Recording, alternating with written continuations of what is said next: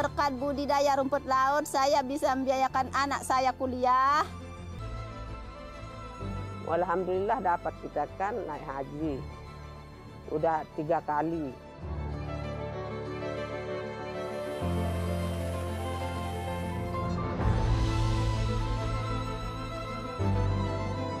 Orang tidak hanya mengenal rumput laut itu hanya di budidaya, akan tetapi dimakan untuk diolah juga. Saya berharap budidaya ini terus berlanjut hingga generasi yang akan datang.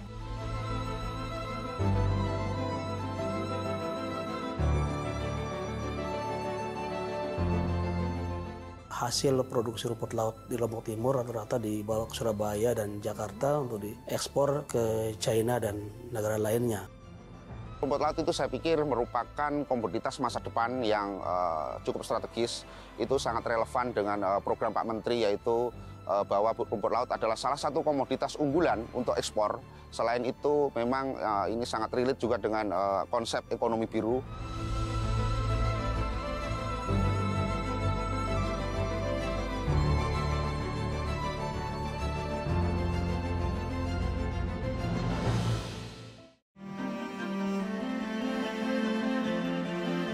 Inilah Desa Seriwe, sebuah kampung kecil di ujung selatan Kabupaten Lombok Timur, Provinsi Nusa Tenggara Barat, yang namanya kian melambung berkat aktivitas budidaya rumput laut sejak 37 tahun silam. Siapa sangka, di balik keindahan panorama Pulau Lombok yang begitu mempesona, kawasan ini juga memiliki potensi kekayaan laut yang luar biasa. Sedikitnya ada 3 jenis potensi laut yang dapat dikembangkan di kawasan Lombok Timur, utamanya di Seriwe, yakni tambak udang, lobster, dan tentu saja rumput laut. Maklum, sejak tahun 1987, masyarakat di Desa Seriwe begitu tekun dan gigih dalam mengembangkan budidaya rumput laut jenis Acanthophora spicifera berwarna merah dan Eusema cattani, rumput laut berkelir hijau. Secara spesifik terdapat 2 jenis rumput laut yang terus dibudidayakan di Seriwe, yakni Eusema cattani jenis sakul dan Spinosum atau jenis SP. Selain lebih mudah dikembangkan, rumput laut jenis ini disebut-sebut memiliki nilai jual yang tinggi, sehingga menjadi incaran para pembudidaya.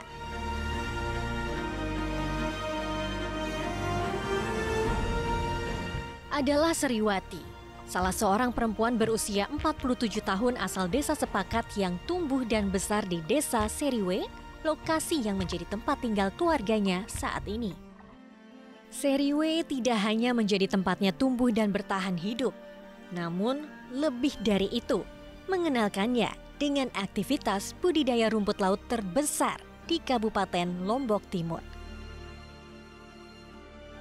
Matahari belum tinggi benar saat Seriwati bersama Salma, seorang koleganya di desa ini, bergegas menyiapkan sampan untuk menuju lokasi budidaya di tengah laut.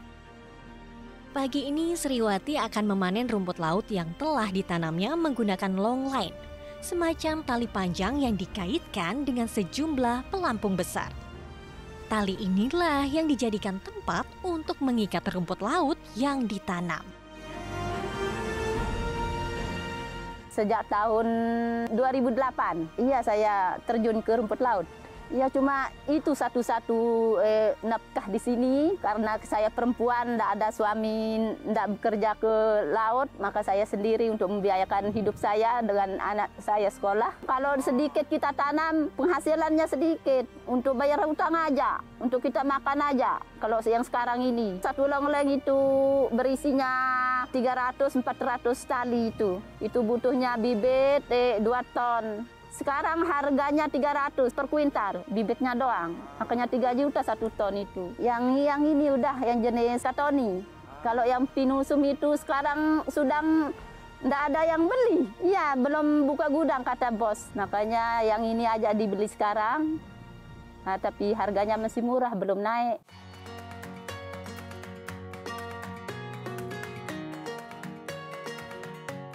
Pada tahun 2022, Kementerian Kelautan dan Perikanan mencatat volume produksi rumput laut di wilayah Nusa Tenggara Barat mencapai 696.766 ton dengan perkiraan nilai produksi sebesar 3,5 miliar rupiah.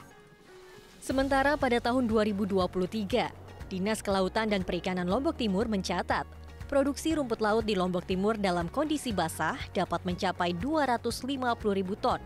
Sementara produksi rumput laut kering mencapai 25.585 ton. Pada semester pertama, rumput laut jenis Kateni berhasil diproduksi hingga 9.424 ton dan jenis Spinosum sebanyak 3.146 ton. Sedangkan pada semester kedua tahun 2023, rumput laut jenis Kateni yang berhasil produksi mengalami peningkatan sebanyak 9.954 ton dan Spinosum sebanyak 3.060 ton. Tidak heran jika besarnya potensi rumput laut di Seriwe mencerminkan kondisi ekonomi di bagian selatan Lombok. Begitu besarnya sebaran produksi inilah yang mendorong sebagian besar penduduk desa Seriwe menggantungkan hidup dari budidaya rumput laut. Terdapat sekitar 720 orang yang tergabung dalam 38 kelompok pembudidaya rumput laut. Dan yang menariknya, mayoritas pembudidaya adalah para perempuan tangguh dari desa Seriwe. Kaum perempuan di desa inilah yang selama ini memiliki andil besar dalam rantai ekosistem budidaya rumput laut.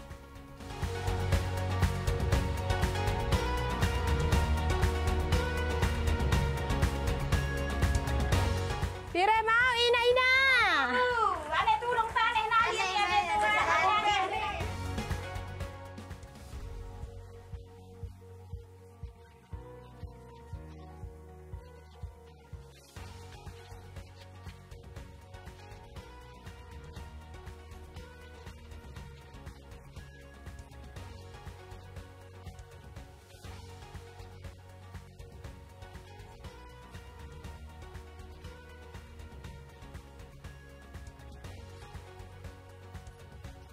Yang lebih mahal harganya ini. Kalau yang Pinusum itu harganya 10.000, kalau mahal sampai 35.000 harganya ya.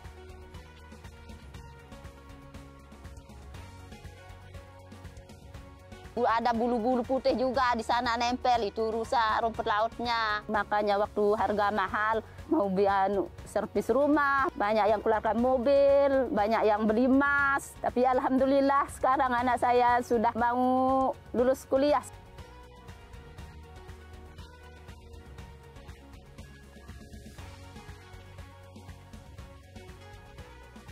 Target daripada Provinsi Nusa Tenggara Barat itu 1 juta ton. Kabupaten Lombok Timur ada penyumbang terbesar dari target tersebut. Banyak sekali perusahaan-perusahaan luar daerah ataupun dalam yang membutuhkan rumput laut, baik yang diolah untuk pangan ataupun untuk industri, rata-rata dibawa ke Surabaya dan Jakarta untuk diekspor ke China dan negara lainnya. Kedepannya itu sudah tidak ada lagi ekspor rumput laut dalam bentuk raw material. Untuk itu pemerintah pusat dalam hal ini provinsi dan kabupaten bersinergi untuk membuat industri realisasi rumput laut, dalam hal ini hilirisasi, dengan target kedepannya ada turunan-turunan yang bisa diproduksi di Kabupaten Lombok Timur.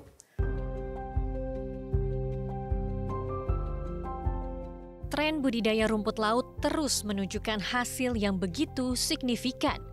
Hal tersebut terlihat dari data capaian potensi rumput laut yang dirilis oleh Kementerian Kelautan dan Perikanan pada tahun 2023. Data tersebut menunjukkan produksi rumput laut Indonesia mencapai 9,12 juta ton pada tahun 2021. Bahkan sampai dengan September tahun 2022, volume ekspor rumput laut Indonesia berada di angka 180,6 ribu ton dengan nilai mencapai 455,7 juta dolar Amerika atau meningkat 93% dibanding periode sama di 2021. Angka ini semestinya bisa dijadikan acuan untuk terus meningkatkan produktivitas terhadap kualitas dan kuantitas rumput laut yang dibudidayakan di Laut Indonesia. Sebab itu, hilirisasi tata kelola budidaya rumput laut menjadi catatan penting untuk menjaga salah satu komoditas unggulan ini agar terus mendatangkan cuan serta kesejahteraan bagi masyarakat dan bangsa.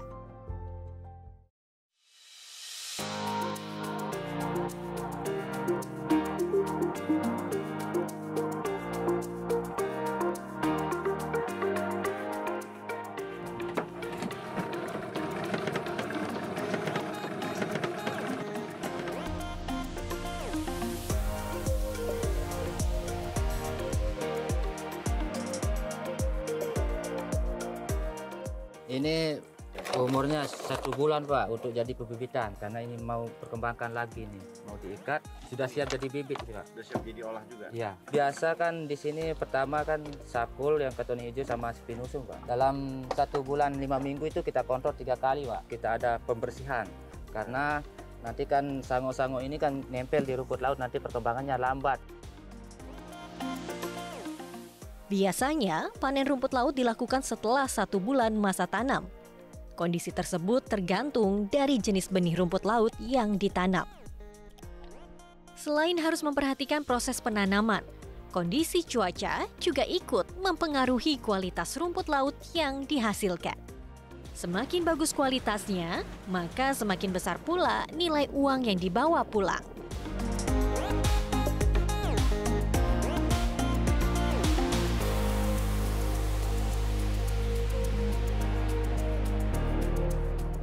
Hajah Robiah, perempuan berusia 50 tahun ini, paham betul mana rumput laut yang memiliki kualitas bagus atau sebaliknya.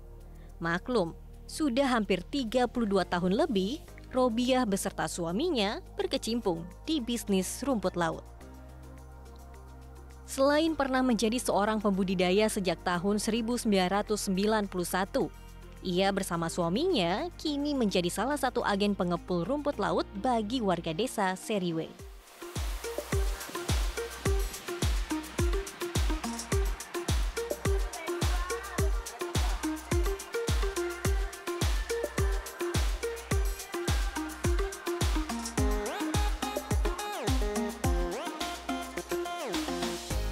Ini bayarnya. Terima kasih. Orang tua saya kan beli rumput laut. Pas kita kawin sama Pak Haji, saya pisah sama ibu saya. Ya beli sendiri rumput laut. Kumpul-kumpulin dulu kan dapat 2 ton, 3 ton 1 minggu. Berbesar-besar lagi dapat 5 ton, 1 minggu 10 ton. Sampai sekarang. Kan cuma rumput laut yang banyak hasilnya. Saya nggak berhenti tanam tetap tiap bulan.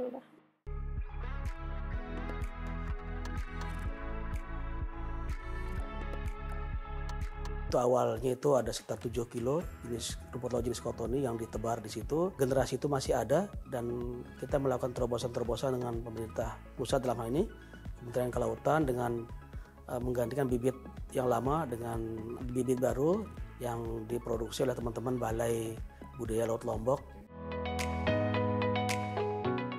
Langkah strategis yang dilakukan oleh Kementerian Kelautan dan Perikanan selama ini dalam mengawal tata kelola rumput laut utamanya di wilayah Lombok tentu menjadi angin segar bagi masyarakat di Seriwe. Beragam upaya itu, mulai dari penyediaan bibit, pengecekan kualitas kondisi perairan, hingga urusan permodalan, menjadi fokus hilirisasi budidaya ini. Berkat kepiawaiannya mengelola bisnis rumput laut, Robiah kini menjadi salah satu pemodal bagi puluhan pembudidaya rumput laut Seriwe yang kesulitan dana dalam hal penyediaan bibit serta operasional lainnya. Mahalnya harga bibit dan belum terbentuknya kelompok penyedia bibit rumput laut di Seriwe membuat ketergantungan pembudidaya terhadap para pemodal ini tak bisa terhindarkan. Ada sekitar 60-an orang, ya 10 juta, 15 juta modalnya kan satu-satu.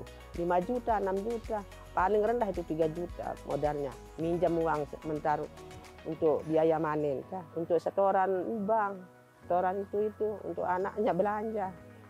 Dia minjam dulu 2 juta, 3 juta, saya dikasih barang sama dia. Tugas kami tentunya adalah selain melakukan perbaikan kualitas bibit rumput laut melalui kultur jaringan, kami juga memperbanyak kebun bibit rumput laut.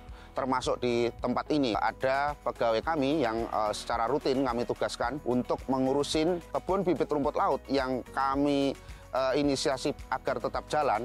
itu berproduksi untuk menghasilkan bibit. Selanjutnya penataan segmentasi. Pembudidaya itu ada yang tetap menghasilkan bibit dan tetap ada yang menghasilkan rumput laut konsumsi. Kami bekerja sama dengan teman-teman yang ada di sini untuk memberikan preferensi ataupun pilihan rasional. Usaha ini bukan hanya menghasilkan rumput laut, bahkan ada segmentasi lain atau preferensi lain, yaitu menghasilkan bibit. Pembenahan di sisi hulu utamanya dalam menciptakan benih-benih berkualitas tampaknya menjadi kunci terciptanya hilirisasi yang baik.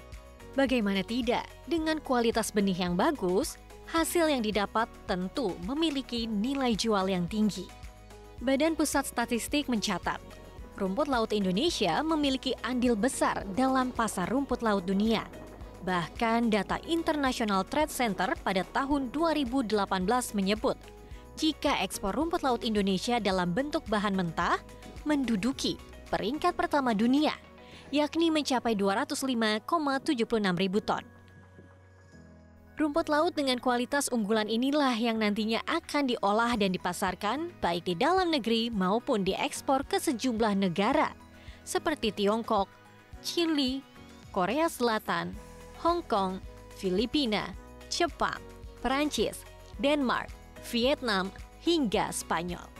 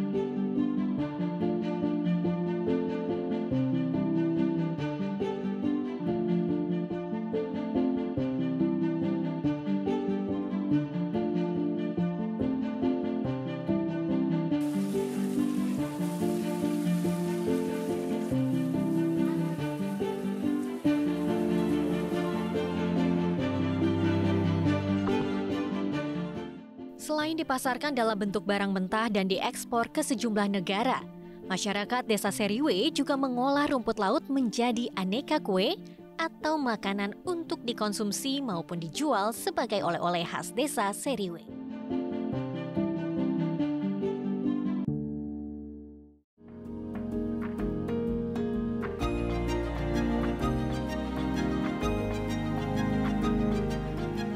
Seperti aktivitas pengolahan rumput laut di rumah Siti Nuria Jauharotil Yakutunafis atau akrab disapa Ria ini.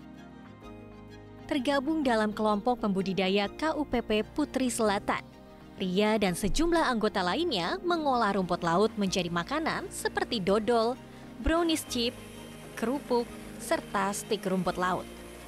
Ide itu sebenarnya muncul dari tahun 2010, berjalan sampai saat ini 15 tahun berjalan. Kami mengangkat ikon di Desa Seriwe ini sehingga kami mau membuat produk inovasi olah rumput laut yang pertama di Desa Seriwe. Awalnya kita bermodal hanya 1 juta rupiah, sampai saat ini berjalan karena produk kita terus banyak diminati oleh konsumen, sampai ini berjalan sekarang sampai 10 juta modal awalnya. Karena kita juga harus menyiapkan packaging, kemasan, dan lain sebagainya. Cerita manis pengolahan rumput laut pernah dirasakan oleh perempuan berusia 24 tahun ini.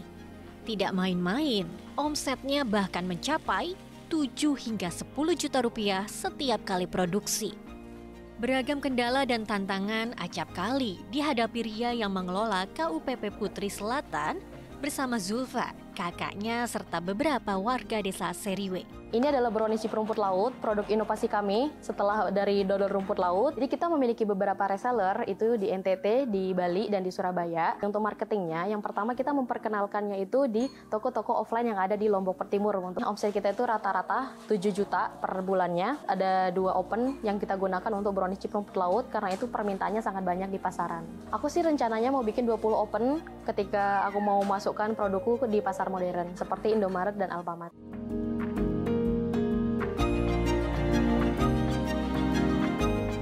Dalam menjalankan usahanya, Ria juga dibantu oleh sang kakak, Siti Indana Zulfa Hadianingsi, yang juga berprofesi sebagai seorang guru pendidik anak usia dini atau PAUD. Sebagai ketua kelompok pengolah pemasar hasil perikanan atau Poklahsar di wilayahnya, Zulfa tidak segan untuk berkomunikasi dengan para penyuluh KKP agar proses pengolahan rumput laut yang digelutinya ini mendapatkan hasil terbaik. Selain dipasarkan di sekitar Lombok Timur, beragam jenis olahan rumput laut ini juga dikirim ke luar Lombok, seperti Surabaya hingga Jakarta. Membuka lapangan pekerjaan untuk yang perempuan, khususnya untuk yang udah nikah dini tapi ditinggal ke Malaysia contohnya. Ada juga yang udah cerai, jadi janda. Nah, itu yang kita tarik untuk bekerja di Putri Selatan. Pertama dibentuk itu kan kelompok, jadi banyaknya perempuan di sana.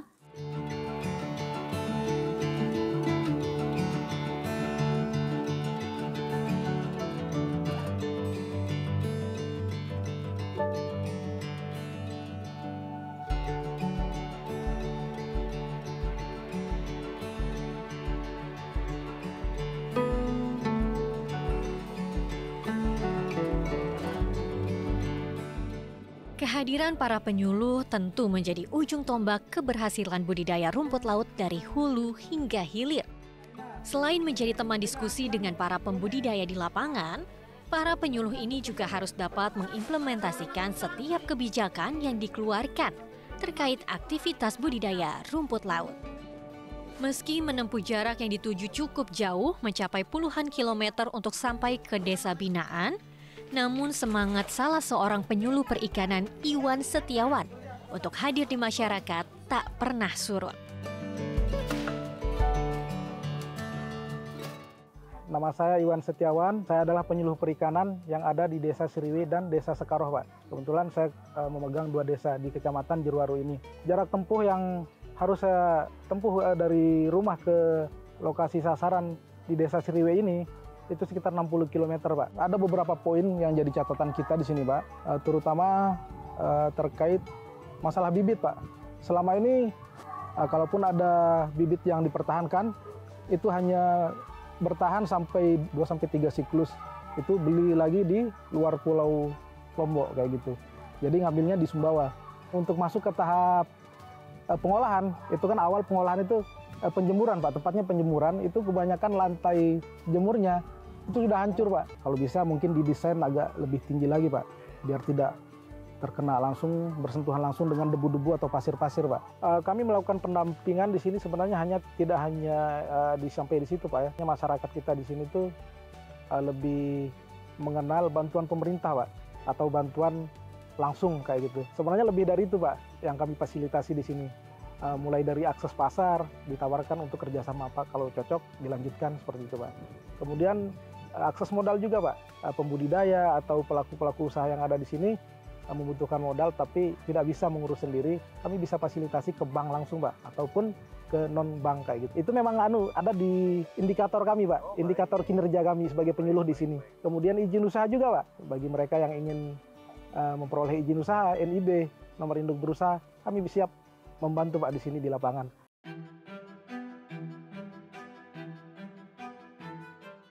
Sriwati, Idayatul Aini, Rabiah, serta Ria merupakan contoh kecil perjuangan Sri Kandi pembudidaya rumput laut dari Desa Seriwe yang dengan tekun dan gigih berjuang dalam membudidayakan kekayaan laut di perairan Lombok Timur. Kita pesan anak-anak kita supaya meneruskan rumput laut ini untuk seterusnya.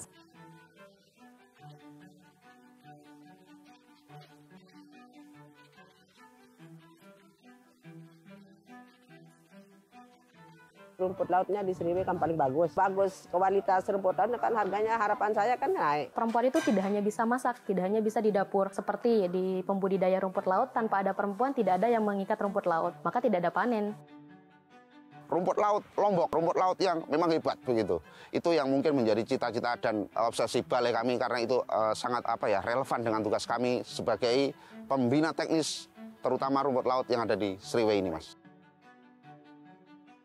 Keseriusan Kementerian Kelautan dan Perikanan Republik Indonesia dalam menata potensi, tata kelola hilirisasi, hingga pengolahan rumput laut melalui sejumlah kebijakan yang dibuat, tentu menjadi penyemangat bagi para pembudidaya untuk terus mengembangkan budidaya ini.